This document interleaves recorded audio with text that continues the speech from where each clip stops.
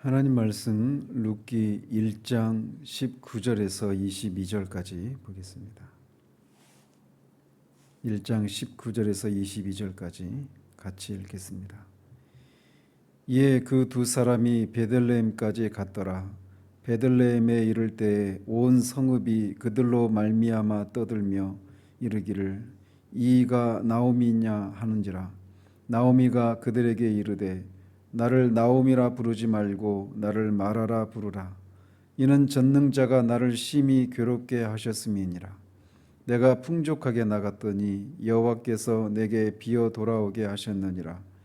여호와께서 나를 징벌하셨고 전능자가 나를 괴롭게 하셨거늘 너희가 어찌 나를 나오미라 부르느냐 하니라. 나오미가 모압 지방에서 그의 며느리 모압 여인 룻과 함께 돌아왔는데 그들이 보리 추수 시작할 때에 베들레헴에 이르렀더라. 아멘. 어제는 자신이 지난 세월 동안 겪었던 고난이 하나님께서 자신을 치시는 징계의 손길이었다라고 하는 것을 제각각 나오미가 이제 그 모압에서 떠나서 고향으로 돌아오는 도중에 있었던 일들을 살폈습니다. 그래서 그에게 남아있는 유일한 소망은 하나님의 품밖에 없었기에 그 하나님의 품으로 돌아가기로 결심하고 두 며느리와 길을 나섰지만 도중에 자신에게는 아무리 생각해도 소망이 없으니까 돌아가라고 하는 권고에 오르반은 돌아가고 룻은 끝까지 시어머니를 따르겠다고 하는 장면을 살폈습니다. 제가 또 기회가 되면 이거를 한번 더 살피고 싶은 마음이 있는데 룻이 이렇게 여호와 자신이 어머니와 함께 돌아가는 것은 자신이 섬기던 자신의 그 민족의 우상신을 버리고 여호와 하나님을 섬기기 위한 그런 길이라고 하는 것을 분명히 알고 시어머니를 따르기로 결심한 것입니다. 어제도 잠시 말씀드렸지만 룻은 여호와 하나님을 믿기에 정말 그에게 일어난 일들은 하나님을 정말 하나님으로 섬기기, 선하신 하나님으로 정말 자신이 의지할 만한 그런 하나님으로 섬기기에는 그의 그 외적인 상황은 오히려 더 굉장히 악화된 그런 상황이었단 말이죠. 시아버지도 죽고 자신의 남편과 또 그 시아주번이라고 하죠. 그렇게 두 아들이 다 죽는 그런 것을 봤고 그리고 그 재산 가지고 왔던 재산도 다 탕진하게 되는 그런 이제 그야말로 집안이 망하는 그런 상황을 지켜봤는데 그런 속에서 여호와 하나님을 섬기기로 그렇게 가는 길이란 말이죠. 그런 면에서 룻의 그 믿음은 정말 하나님이 기뻐하시는 그런 믿음이었음을 우리가 보게 됩니다.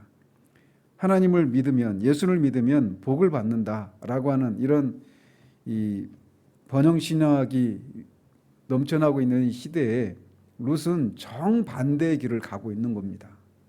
오히려 하나님 때문에 나오미가 말하고 있는 것처럼 궁극적으로는 자신의 죄 때문이지만 하나님이 자신을 쳐서 그런 것들을 겪고 있는데도 그런 고통 속에서 오히려 하나님을 찾고 의지하게 되고 믿게 되는 그런 일이 일어났단 말이죠. 어쨌든 그렇게 해서 이제 나오미와 룻이 고향으로 돌아가게 됩니다. 그런데 22절에 보면 그들이 고향 베들레헴에 이른 때가 보리 추수가 시작할 때였다라고 말합니다. 이 지역에서 보리를 추수할 때는 태양력으로 3월 말에서 4월 초쯤이라고 말을 합니다. 그래서 이 보리 추수가 시작할 때는 처음 이제 그 해에 처음 추수를 하는 거예요, 곡식을. 그래서 그때는 초실절이라고 하는 절기를 지킵니다.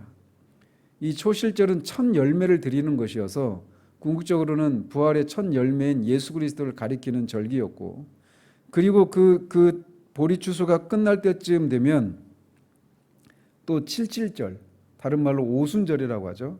그 오순절 절기를 지키는데 그것은 또 성령의 강림을 내다보는 그런 절기라고 할 수 있습니다. 그런데 이들이 이렇게 보리 추수와 밀 추수가 잇따라 있는 그 시기에 귀향한 것도 하나님의 섭리라고 할 수가 있습니다. 왜냐하면 이 장에서 그때 왔기 때문에 이 룻이 보아스의 밭에 들어가서 보아스를 만날 수 있었기 때문에 그렇죠. 우리가 에스더서를 살피면서도 에스더서의 가장 핵심이 뭐냐? 하나님의 신적인 우연이다라고 하는 것이라고 말씀을 드렸는데, 우리 삶 가운데서 하나님의 섭리의 손길이 미치지 않는 영역은 단 하나도 없습니다. 하나님의 눈 밖에서 일어나는 일은 단 하나도 없습니다. 이들이 이 시기에 이렇게 오게 된 것도 하나님의 섭리였음을 우리가 보게 됩니다. 이런 사실에서 하나님의 섭리의 이 오묘함을 우리는 다시 한번 생각해 보게 됩니다. 겉으로 보면, 인간적인 그런 눈으로 보면 엘리멜렉이 모압으로 이민 갔다가 거기에서 이 나오미가 시련을 겪고 그러다가 다시 고향 땅으로 귀환하는 이런 것으로만 보여요. 그런데 신앙의 눈으로 보면 엘리멜렉이 그것을 간 것은 하나님께 대한 불신앙이었고, 또 거기서 시련을 당한 것은 하나님의 징계의 손길이었고, 이들이 돌아오는 것은 또 나오미가 회개했기 때문에 돌아오는 것이란 말이죠. 그래서 이 모든 과정 속에, 그런 과정 속에서도 하나님은 하나님의 구속사를 이끌어 가시는 그런 하나님의 섭리가 작동하고 있는 것을 우리는 보게 됩니다. 즉, 하나님께서는 오히려 이런 일련의 사건들을 통해서 하나님의 구속 계획을 이렇게 차질 없이 이루어가고 계신 것을 보게 됩니다. 이렇게 말씀드린다고 해서 인간의 불신앙이 하나님의 계획에 공헌했다, 이렇게 말할 수는 없죠. 그래서 마치 십자가 사건이 가룟 유다의 탐심으로 예수님을 대제사장에 넘기고, 대제사장들의 시기심 때문에 또 빌라도에게 넘기고, 빌라도는 비겁함 때문에 예수님을 십자가에 내어줬지만, 또 그래서 인간적인 측면도 있지만 또 한편에는 그런 것을 허용하시고 또 계획하시고 작정하시는 분은 하나님이 그렇게 하셨기 때문에 그런 것이 가능했던, 그런 하나님의 섭리에는 그런 신비하고 오묘한 그런 요소들이 있음을 십자가 사건에서 분명하게 볼 수 있는데, 이 사건에서도 우리가 그것을 볼 수가 있는 겁니다. 한편 이렇게 나오미와 룻이 베들레헴에 돌아오자 온 성읍이 그들로 말미암아 떠들었다라고 말을 합니다. 이것으로 보아서 나오미의 남편은 베들레헴에서 유지였을 것으로 우리가 추정할 수 있는 부분입니다. 떠들었다라고 하는 것은 깜짝 놀래서 막 시끌벅적하게 그 나오미를 화제거리로 삼아서 사람들이 왁자지껄하게 이렇게 막 얘기를 나누는 그런 것을 의미합니다. 이 성읍 사람들이 그렇게 한 것은 10년 만에 돌아온 나오미의 행색이 너무나 초라했기 때문이었을 것입니다. 이들이 이 성읍에서 유지였기 때문에 이 엘리멜렉 가족이 모압으로 떠날 때도 온 성읍 사람들이 그 소식을 지켜보거나 알았을 것입니다. 그리고 10년을 지나면서 계속해서 그 사람들 잘 살고 있을까? 또 간간히 어떤 식으로든지 그런 들려오는 소식들을 들으면서 남편이 죽었대, 시어머니가 죽었대, 그 아들이 죽었대, 이런 식으로 그런 소식들을 듣고 있었을 것입니다. 그런데 이렇게 10년 만에 돌아온 이들의 이 나오미의 모습을 보니까 남편과 두 아들, 그리고 가지고 왔던 많은 재산도 이 10년 세월 동안 다 홀라당 다 날려버리고 이렇게 돌아온 그런 모습을 봤단 말이죠. 아마 이 10년 동안에 이 남편과 두 아들과 함께 많은 재산을 가지고 흉년을 피해서 모압 땅으로 갔을 때 흉년의 고통 속에 남아있었던 사람들은 그들을 부러움의 시선으로 바라보았을 것입니다. 그런데 10년 만에 이 삼부자가 없이 달랑 모압 출신 며느리와 단촐하게 돌아오는 이 모습을 보고 놀라움으로 바라보았던 겁니다. 저게 누구야? 그 나오미 아니야? 라고 하면서 사람들이 그렇게 나오미를 화제거리로 삼아서 시끌벅적하게 떠들고 있었던 겁니다. 사람들로부터 이런 말을 듣고 나오미는 자신을 감미로운 희락이라고 하는 뜻의 자신의 이름 나오미라고 부르지 말고 괴로움, 쓰라림이라고 하는 그런 뜻의 마라라고 불러달라고 요청을 합니다. 그러면서 자신을 마라라고 불러달라고 하는 이유를 말하기를 전능자가 나를 괴롭히셨기 때문이다라고 자신이 처한 이 상황의 근본적인 그 뒤에 배경이 하나님의 손길이 있었음을 고백하고 있습니다. 여기서 전능자라고 하는 것은 원어로 샤다이라고 하는 말인데, 하나님 백성이 순종하면 무한히 복을 주시지만 또 불순종하면 어김없이 반드시 징계하시는, 공의로 심판하시는 하나님의 이름을 가리킬 때 샤다이라고 하는 이름을 사용합니다. 즉 공의의 하나님께서 자신들의 불순종을 심판하신 결과 자신들이 지금과 같은 처지가 되었다라고 사람들 앞에서 인정하고 고백하고 있는 거예요. 하나님께서 자신들을 심판하신 결과 나갈 때는 풍족하게 나갔지만 이제는 비어 돌아오게 되었다라고 말을 하고 있는 겁니다. 풍족하다라고 하는 것은 단지 그냥 물질적으로만 풍족한 것을 말하는 게 아니죠. 여기에는 남편과 두 아들도 있었다라고 하는 면에서 풍족했다라고 말하고 있는 건데, 남편과 이 두 아들도 죽고 재산도 다 날려버리고 빈털터리가 되어서 돌아왔다라고 말을 하면서 그렇게 돌아오게 된 것이 하나님께서 자신을 징벌하셨고 전능자가 자신을 괴롭게 하셨기 때문이라고, 그 상황의 근본적인 원인을 바르게 인식하고 있습니다. 나오미는 이렇게 자신을 둘러싸고 일어나는 일을 그 하나님과의 관계에서 그렇게 살펴보고 있는 겁니다. 우리는 이렇게 될 때 비로소 하나님과의 관계가 회복이 되고 우리의 관계 속에 우리의 마음을 우리의 그 영혼을 갉아먹는 그런 고통으로부터 우리가 해방되는 것의 시작은 바로 여기에서부터 시작이 되는 겁니다. 하나님과의 관계 속에서 자신을 둘러싸고 일어나는 일들을 돌아보기 시작하는 것, 거기서부터 이제 하나님의 뜻대로 하는 근심이 시작이 되는 겁니다. 참된 회개의 시작은 이렇게 자신의 죄에 대해서 정당화하거나 합리화하지 않고 정직하게 인정하는 것으로부터 시작이 되는 겁니다. 그렇다고 해서 모든 회개를 이 나오미처럼 사람들 앞에서 자신의 죄를 공개적으로 고백해야 한다라고 하는 것을 의미하지는 않습니다. 앞에 13절에서도 우리가 살폈듯이 나오미는 며느리들에게도 여호와의 손이 자신을 치셨기 때문에 자신에게 그런 고통이 임했다라고 얘기를 하고 있어요. 즉 나오미는 이 사람들에게 자신의 죄를 말하기 전에 먼저 하나님 앞에 자신의 죄를 정직하고 고백하고 회개하는 일이 먼저 있었기 때문에 이 사람들 앞에 그렇게 얘기를 할 수 있는 것이죠. 나오미는 하나님께서 자신을 징벌하시고 괴롭게 하셨다라고, 징벌하셨다, 괴롭게 하셨다, 거의 같은 의미의 말들인데 이것을 거듭 말하는 것을 통해서 하나님께서 내리신 징계를 겸손히 달게 받겠다라고 고백을 하고 있습니다. 한번 나오미의 입장에 대해서 한번 생각을 해 보십시오. 그녀의 가족이 이 베들레헴에 든 흉년을 피해서 모압으로 갔을 때는 풍족하게 갔습니다.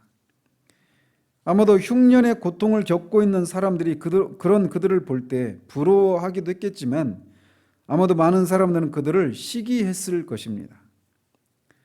그런데 이제 빈털터리가 돼서 돌아온 겁니다. 아마도 시기했던 사람들은 속으로, 아니면 대놓고 저 봐라 완전히 쌤통이다, 나갈 때는 그렇게 의기양양하게 나가던 저 꼴 좀 봐라 라고 하는 그런 마음으로, 그런 시선으로 바라보았을 수도 있습니다. 마치 살아있는 아버지에게 자신에게 돌아올 유산을 미리 받아서 외국에 나갔다가 탕진한 채 그렇게 거짓골이 되어가지고 돌아오는 탕자의 그 마음속에 일어났을 법한 마음이 나오미의 마음이었을 거란 말이죠. 그 탕자는 아버지 집의 품꾼의 하나로만 여겨도 감지덕지하다라고 하는 생각을 가지고 자신을 아들로 불리는 것조차 감당하지 못하겠다라고 하는 그런 심정으로 그렇게 돌아왔을 것인데, 그 심정이 나오미의 심정이었을 거란 말이죠. 그래서 나오미의 입장에서 보면 얼마나 자신의 처지가 부끄러웠겠습니까? 쫄딱 망해서 왔으니까. 그런데 그런 부끄러움이 막 휘몰아칠 수도 있는 그런 상황인데, 동시에 그녀는 하나님 품 안에서만 회복과 구원의 소망이 있기 때문에 기꺼이, 그런 부끄러움뿐만 아니라 더한 거라도 감수하겠다라고 하는 마음으로 사람들 앞에 서 있는 겁니다. 다른 사람이 자신을 어떻게 생각하든지 상관없다라는 거예요. 하나님이 나를 받아주시고 하나님이 나를 구원해 주시고 회복시켜 주신다라면 그것으로 된다라는 거죠. 그것을 위해서 뭐 사람들로부터 부끄러움을 당하고 손가락질을 당해도 상관이 없다라는 그런 심정으로 그렇게 돌아온 겁니다. 그게 바로 가난한 심령입니다. 그게 바로 상한 심령입니다. 그런데 그 심령이 정말 복된 겁니다. 심령이 가난한 자는 복이 있나니 그들이 천국이 그들의 것이며 라고 주님이 말씀하셨던 것처럼 바로 이 심령 가운데 존 번연이 말하는 것처럼 이 상한 심령은 하나님의 은혜를, 하늘에 속한 그 모든 하나님의 은혜를 쏟아 부어주기에 필요한 그 빈 창고와 같은 마음이 바로 이 마음이었던 겁니다. 그리고 이 진리는 지금도 성립이 됩니다. 상한 심령으로 서는 것, 가난한 심령으로 하나님 앞에 서는 것, 그리고 그들에게 하나님은 반드시 우리가 생각하지도 못했던, 감히 꿈꾸지도 못하고 기대하지도 못했던 그런 넘치는 은혜를 우리에게 베풀어 주십니다. 실수하지 않고 실패하지 않는 사람은 아무도 없습니다. 문제는 그 실수와 실패 앞에서 어떻게 처신하는가가 전혀 다른 결과를 만들어내는 겁니다. 가룟 유다도 자신이 죄 없는 자를 내주었다는 것을 깨닫고 그것을 자책하고 후회했습니다. 그러나 거기까지였어요. 만약 그가 자신의 죄를 회개하고 주님께 용서를 구했다면 어떻게 되었을까요? 일어나지 않은 일이지만 만약 그가 그렇게 했다면 그의 죄도 용서받았을 것입니다. 그러나 그는 그렇게 하지 않았습니다. 그러나 나오미는 그렇게 한 거예요. 자신의 실패와 죄를 감추려고 하거나 포장하려고 하지 않고 있는 모습 그대로 하나님 앞에 고백하고 나아갔고 하나님의 은혜가 아니면 안 된다라고 하는 그런 가난한 심령으로 하나님 앞에 섰기에 사람 앞에서도 자신에 대해서 말하라고 불러달라고 하나님이 나를 치셔서 징계하시고 괴롭게 하셨기 때문에 내가 이렇게 되었다라고 말할 수 있게 되었던 겁니다. 늘 말씀드리지만 하나님 앞에 정직한 사람은 사람 앞에서도 정직할 수 있습니다. 우리가 방금 불렀던 내 모습 이대로 주 받아주소서라고 하는 이 찬송은 우리가 처음 회심할 때만 부르는 그런 찬송이 아닙니다. 회심한 이후에도 우리는 여전히 죄를 짓고 넘어집니다. 그 넘어짐의 정도가 얼마나 크냐 작냐는 상관이 없습니다. 넘어지게 된 이유가 뭐냐 이것도 중요하지 않습니다. 그게 무엇이든지 답은 똑같습니다. 늘 내 모습 이대로 주 받아주소서라고 하는 그런 심령으로 주님 앞에 서는 겁니다. 그럴 때 우리가 이 2장 이후에 생각하지도 못했던 그런 하나님의 놀라운 그 은혜를 우리가 경험하게 되는 겁니다. 그런 것을 통해서 우리가 죄를 미워하게 되고 또 세상의 유혹을 떨칠 수 있게 되는 것이죠. 이 아침에도 이렇게 내 모습 이대로 주 받아주소서라고 하는 그런 심령으로 주님 앞에 나아가서 그런 우리를 하나님이 여전히 사랑하시고 우리에게 여전히 하나님의 계획이 있고 그 계획이 여전히 유효하다라고 하는 것을 어떤 식으로든지 우리가 알 수 있도록 말씀해 주시기를, 인쳐 주시기를 기대하며 나아가는 그런 우리들 되기를 바랍니다. 기도하겠습니다. 하나님 아버지, 나오미가 인간적으로 생각하면 정말 남편도 두 아들도 다 죽고 쫄딱 망해서 이렇게 비참하게 돌아오는 그냥 아무도 모르는 곳에 아무도 없는 곳에 그냥 그렇게 가서 조용히 그냥 쥐 죽은 듯이 그렇게 살고 싶을 그런 상황인데도 사람 앞에 자신을 다 알고 있는 사람들 앞에 자신의 있는 모습 그대로 나아가서 자신이 이렇게 된 이유가 자신의 죄 때문임을, 그 죄를 인해서 하나님이 징계하셨기 때문에 이렇게 되었음을 사람들 앞에 말하는 이 장면을 살펴보았습니다. 참으로 인간적으로 생각하면 참으로 할 수 없고 너무나도 부끄럽고 숨어버리고 싶은, 회피하고 싶은 그런 모습이지만, 그런 순간이지만 나오미가 그렇지 않고 그렇게 사람 앞에 설 수 있었던 것은 그가 먼저 하나님 앞에 자신의 죄를 정직하게 인정하고 그 하나님의 은혜가 아니면 안 된다라고 하는 그런 절대적인 그런 마음, 가난한 심령, 상한 심령으로 설 수 있었기에 사람 앞에도 그렇게 할 수 있었음을 우리가 살펴봅니다. 우리가 하나님 앞에 나아갈 때마다 이런 심령으로 나아가는 우리들 되기를 원합니다.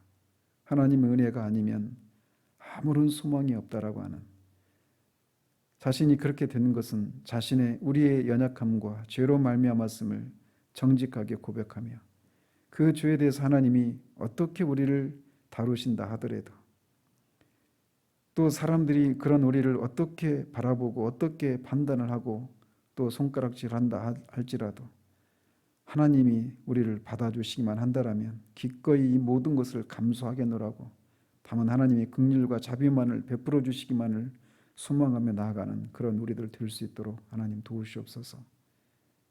그렇게 할 때 우리는 하나님이 참으로 얼마나 선하시고 얼마나 사랑과 자비가 넘쳐나시는 분이신지를 알게 되고, 그 사랑을 인하여서 우리가 죄를 혐오하고 미워하는 데까지 나아갈 수 있음을, 또 사람들의, 그래서 하나님을 위해서 내가 어떤 대가를 치르더라도 기꺼이 그 모든 것들을 다 감수하겠다라고 하는 그런 용기를 발휘하는 그런 삶을 살 수 있음을 주님이 아십니다. 이 아침에도 그런 심령으로 내 모습 이대로 주 받아주소서라고 하는 심정으로 주님 앞에 나아가 기도할 때 하나님이 참으로 이 나오미의 하나님이 우리의 하나님이심을 다시 우리 가운데 인쳐주시기를 소원하옵고 우리 주 예수 그리스도 이름으로 기도합니다. 아멘.